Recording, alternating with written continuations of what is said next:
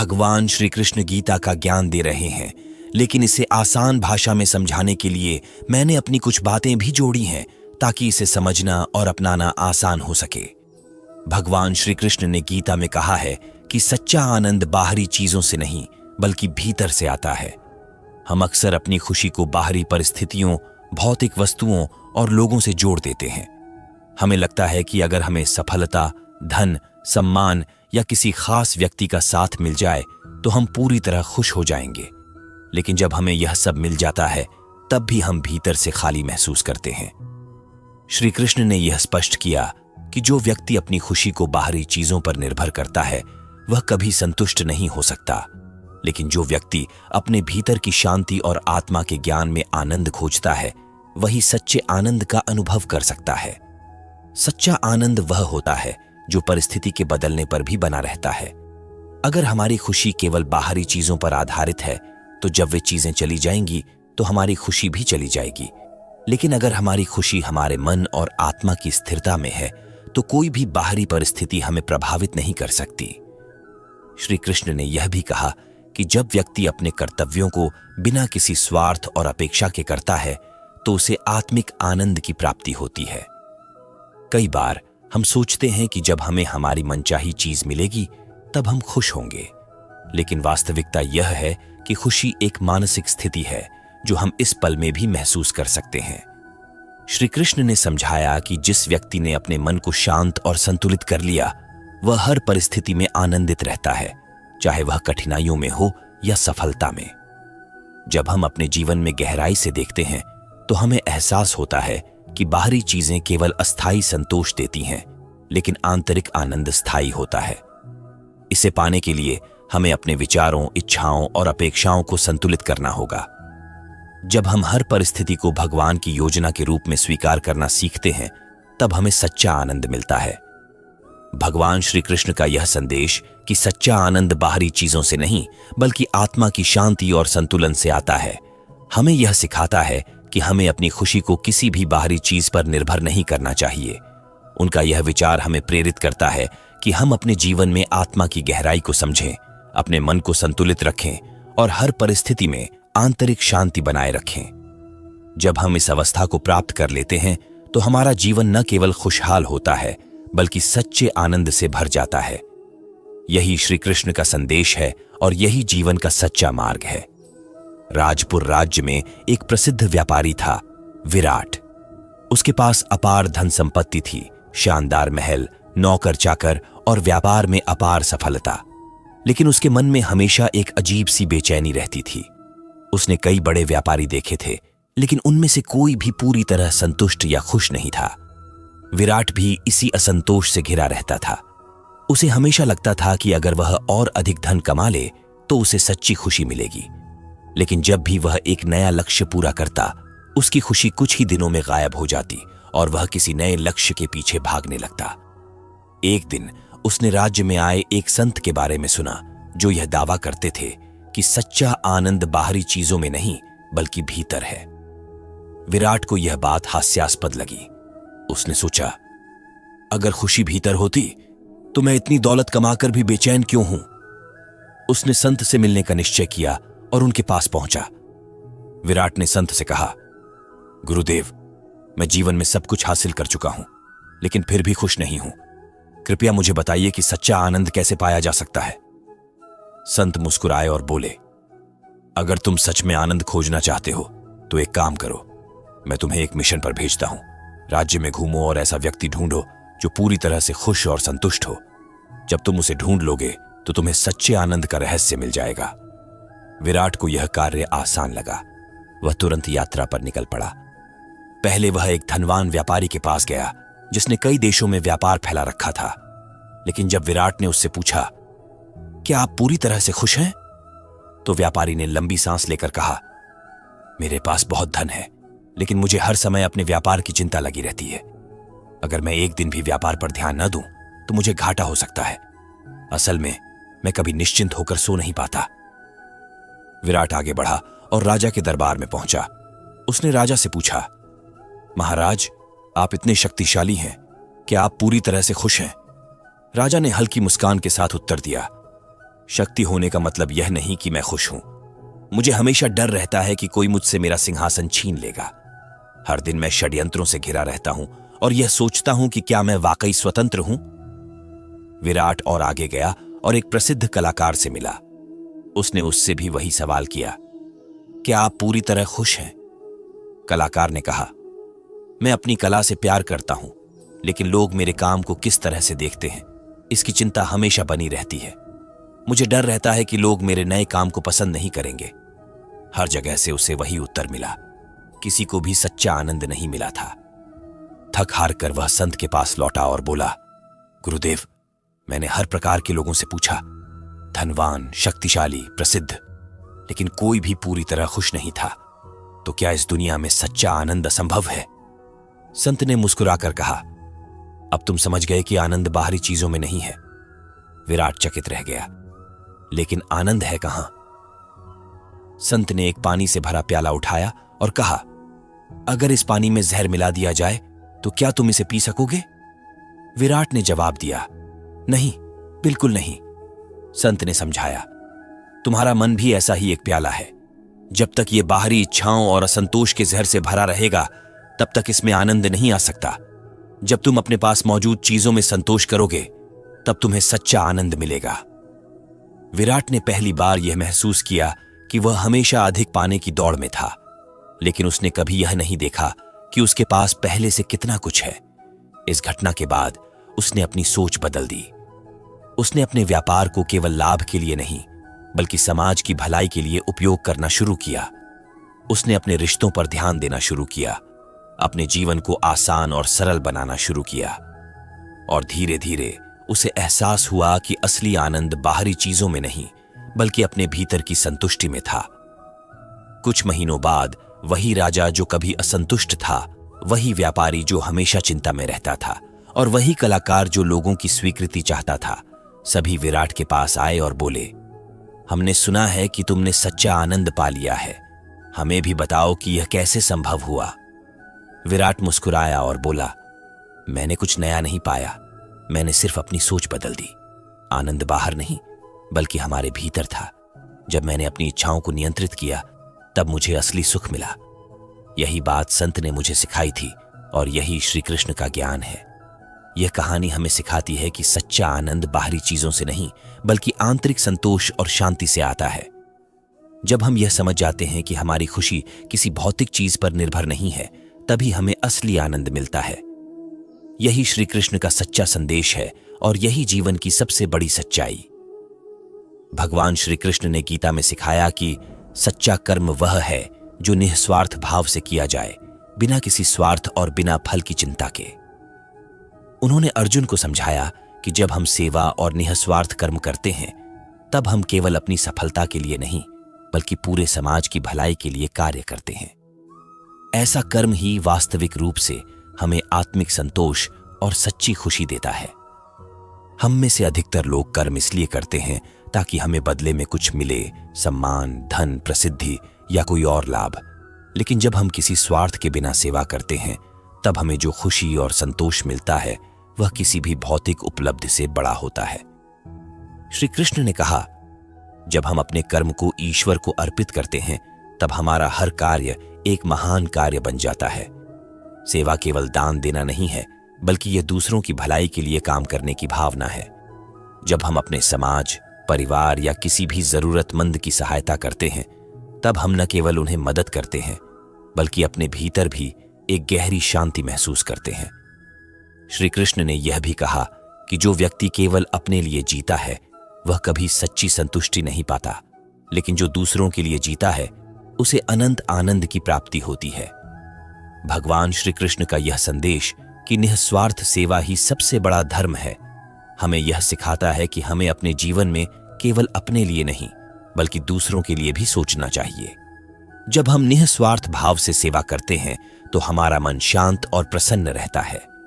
उनका यह विचार हमें प्रेरित करता है कि हम अपने कर्मों को किसी भी स्वार्थ से मुक्त करें और पूरे प्रेम और श्रद्धा के साथ सेवा करें। यही सच्ची भक्ति है और यही जीवन को सार्थक बनाता है। प्राचीन समय की बात है, अवंती राज्य में एक प्रसिद्ध व्यापारी था, सत्यराज। वह बेहद अमीर था लेकिन उसकी एक आदत थी जो उसे सबसे अलग बनाती थी।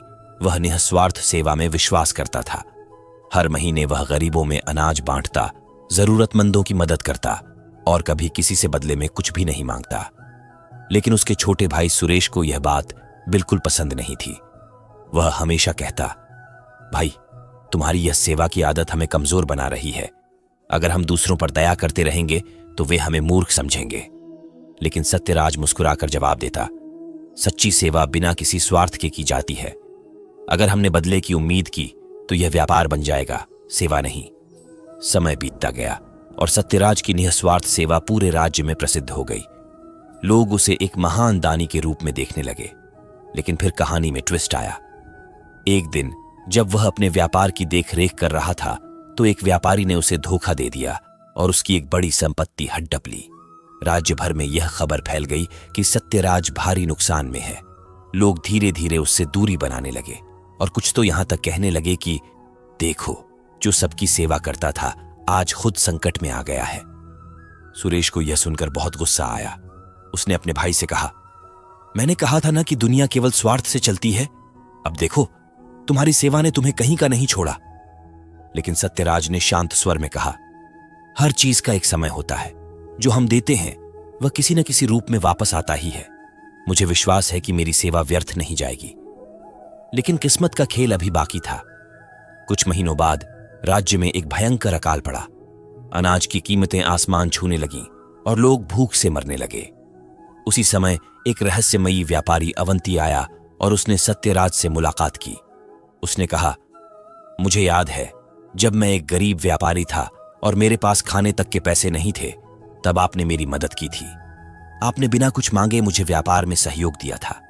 आज मैं एक सफल व्यापारी हूं और मैं आपका कर्ज चुकाने आया हूं।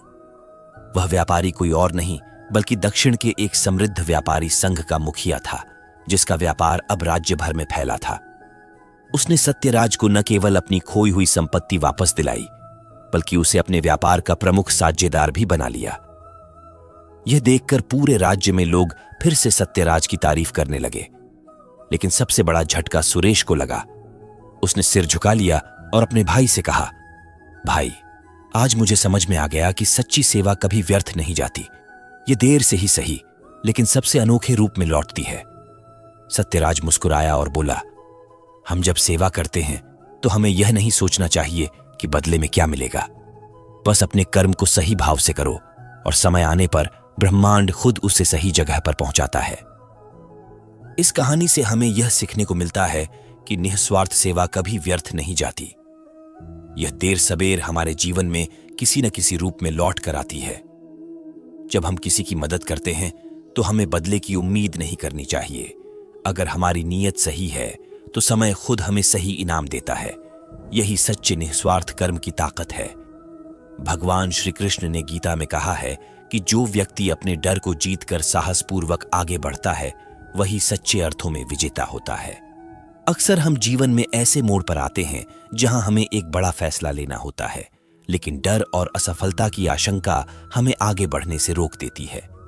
श्री कृष्ण ने यह स्पष्ट किया कि जो व्यक्ति अपने लक्ष्य की प्राप्ति के लिए पूरी निष्ठा और विश्वास के साथ प्रयास करता है, वह चाहे कितनी ही कठिनाइयों का सामना क्यों न करे, अंततः सफलता उसे ही मिलती है।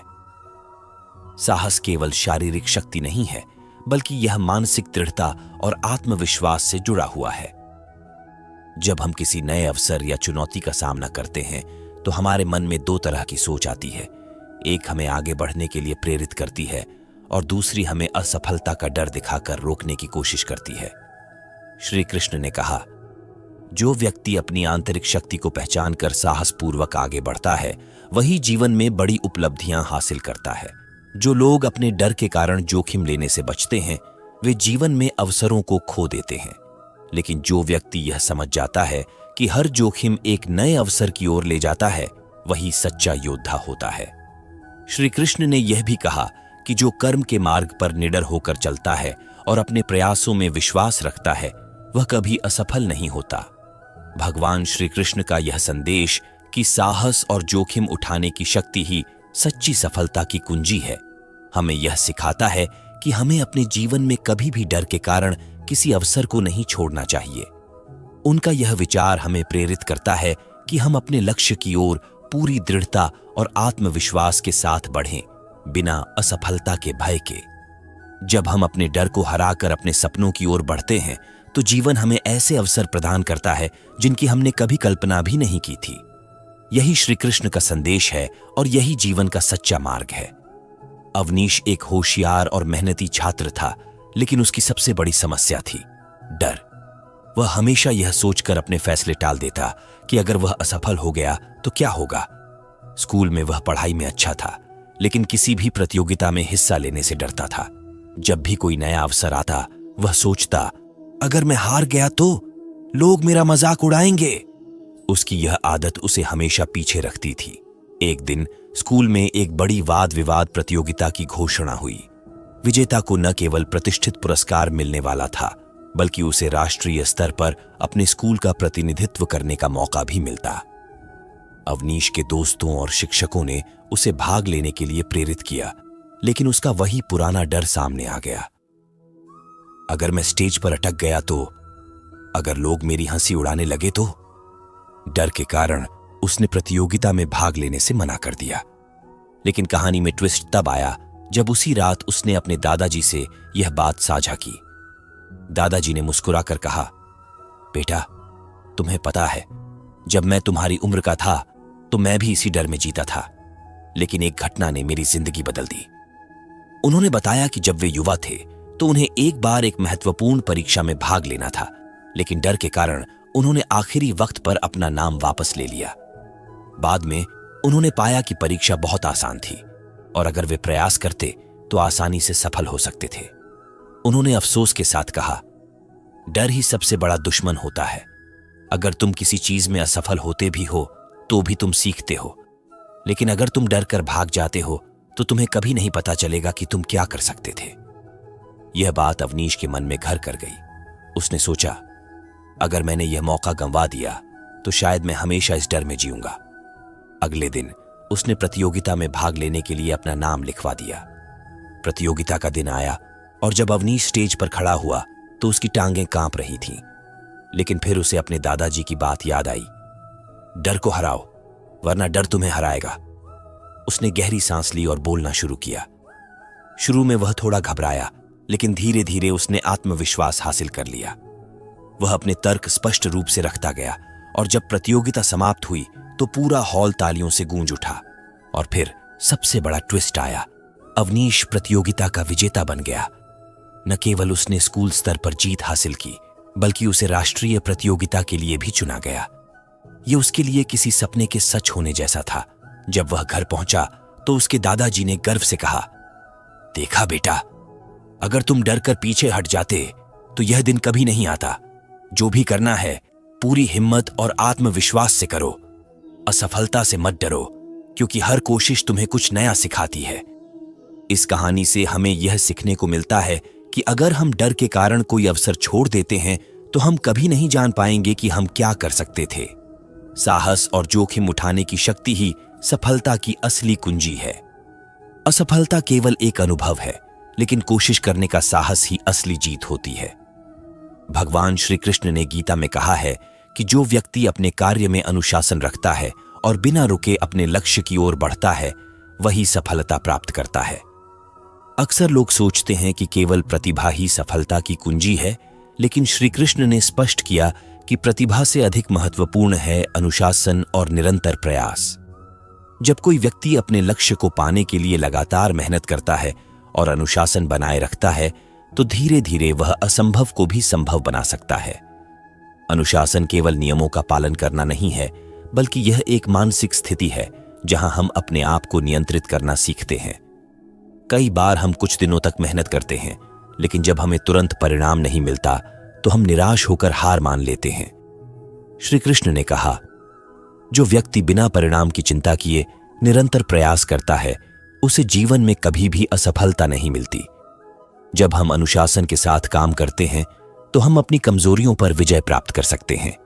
अक्सर हम आलस्य, अस्थिरता और बाहरी प्रलोभनों में फंस जाते हैं, जिससे हमारा ध्यान भटक जाता है।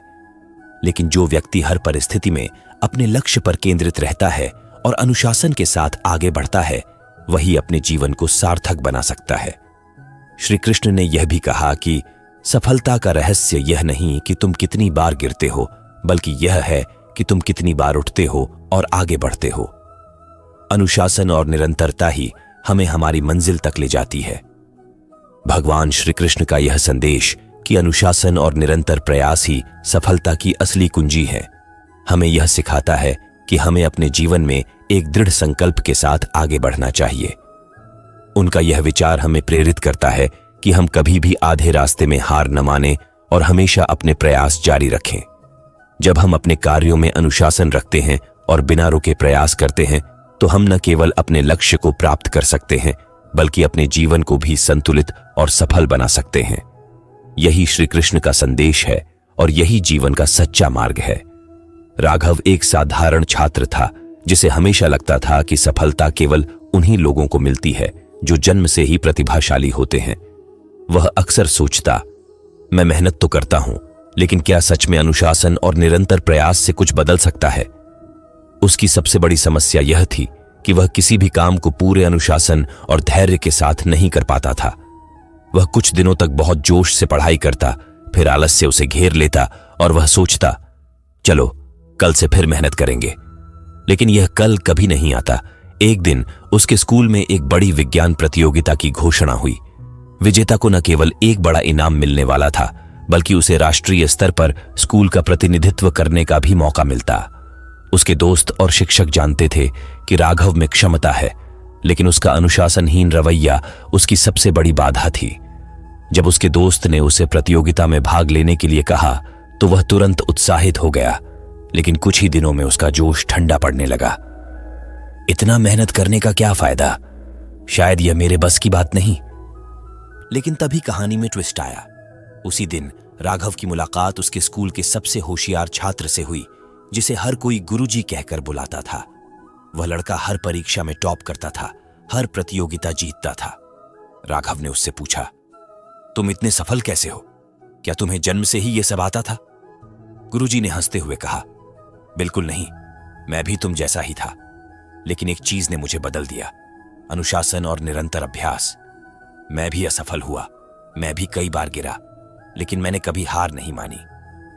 राघव को इस बात पर विश्वास नहीं हुआ, लेकिन फिर उसने देखा कि गुरुजी हर दिन सुबह जल्दी उठते, बिना किसी बहाने के अपनी पढ़ाई करते और एक निश्चित दिनचर्या का पालन करते थे। वे कभी किसी भी काम को अधूरा नहीं छोड़ते थे। यह देखकर राघव ने फैसला किया कि वह भी इस बार अनुशासन के साथ प्रतियोगिता की तैयारी करेगा। शुरुआत में उसे बहुत मुश्किल लगी, उसे आलस्य घेरने लगा, लेकिन हर बार वह खुद को याद दिलाता, अगर मैं रुक गया तो मैं कभी जीत नहीं पाऊंगा।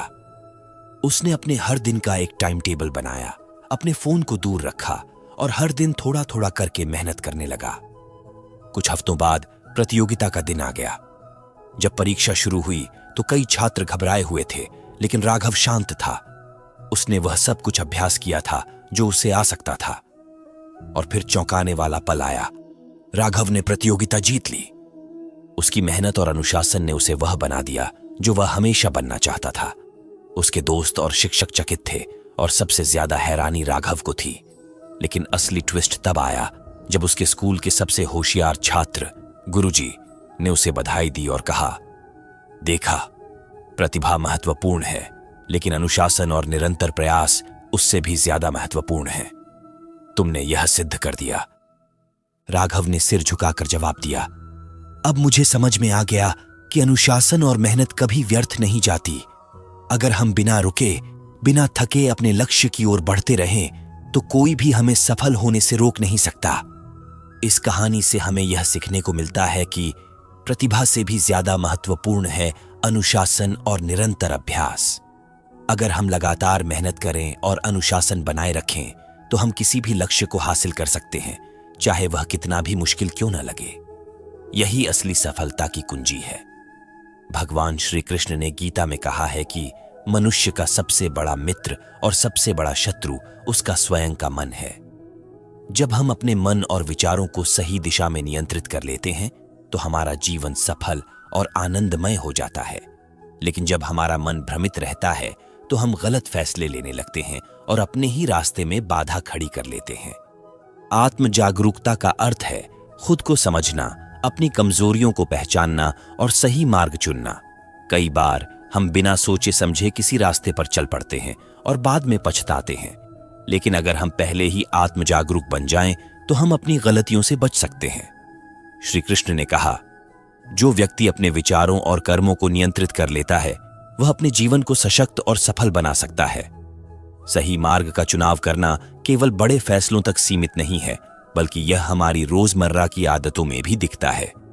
जब हम यह तय करते हैं कि हमें किन लोगों के साथ रहना चाहिए, कौन से कार्य करने चाहिए और किन विचारों को अपनाना चाहिए, तभी हम अपने जीवन को एक सही दिशा में ले जा सकते हैं।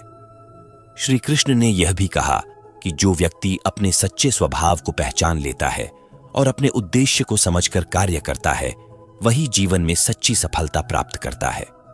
भगवान श्री कृष्ण का यह संदेश कि आत्म जागरूकता और सही मार्ग का चुनाव ही जीवन की सबसे महत्वपूर्ण नींव है, हमें यह सिखाता है कि हमें अपने विचारों, भावनाओं और कर्मों पर ध्यान देना चाहिए।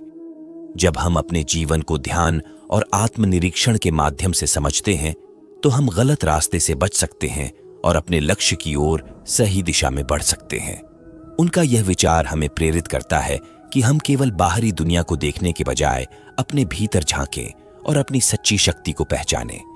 जब हम सही मार्ग चुनते हैं तो जीवन स्वयं हमें सफलता और संतोष की ओर ले जाता है। यही श्री कृष्ण का संदेश है और यही जीवन का सच्चा मार्ग है। अरिन एक मशहूर जौहरी था जो अपनी नायाब कारीगरी के लिए दूर दूर तक जाना जाता था। उसके बनाए आभूषणों की चमक और नक्काशी देखते ही बनती थी, पर जितना निपुण वह अपने काम में था, उतना ही भ्रमित वह अपने जीवन के बारे में था। वह हमेशा यह सोचता कि क्या वह सही मार्ग पर है, क्या वह वास्तव में वही कर रहा है जो उसे करना चाहिए। उसकी यह उलझन उसे रातों को सोने नहीं देती थी। एक दिन उसके पास एक रहस्यमयी ग्राहक आया। वह एक वृद्ध सन्यासी था जिसकी आंखों में अजीब सी शांति थी।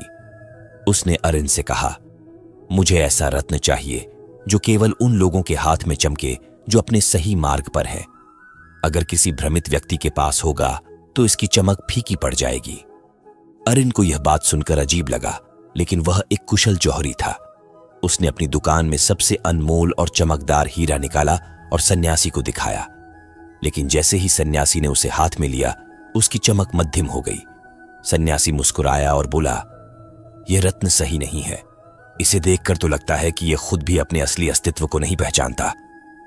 अरिन को आश्चर्य हुआ। उसने अपनी तिजोरी में रखा दूसरा सबसे कीमती हीरा निकाला, लेकिन वही हुआ। हीरा उसके हाथ में चमका, लेकिन जैसे ही सन्यासी ने उसे उठाया, उसकी चमक धुंधली हो गई। अब अरिन को यह एक खेल लगने लगा। उसने दुकान में मौजूद हर कीमती पत्थर को आजमाया, लेकिन कोई भी पत्थर उस सन्यासी के हाथ में जाकर चमक नहीं रहा था। अंततः अरिन ने हार मानकर पूछा, गुरुदेव, यह कैसा रहस्य है? मेरे पास दुनिया के सबसे अनमोल रत्न हैं, फिर भी वे आपके हाथ में अपनी चमक क्यों खो देते हैं? सन्यासी ने एक गहरी सांस ली और कहा, रत्न तो केवल एक माध्यम है।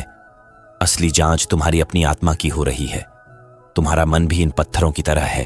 तुम्हारे हाथ में वे चमकते हैं क्योंकि तुम अपने कार्य में निपुण हो, लेकिन जैसे ही कोई व्यक्ति जिसने जीवन के सही मार्ग को समझा है उन्हें छूता है, वे अपनी चमक खो देते हैं क्योंकि वे तुम्हारे ही भ्रम को दर्शाते हैं।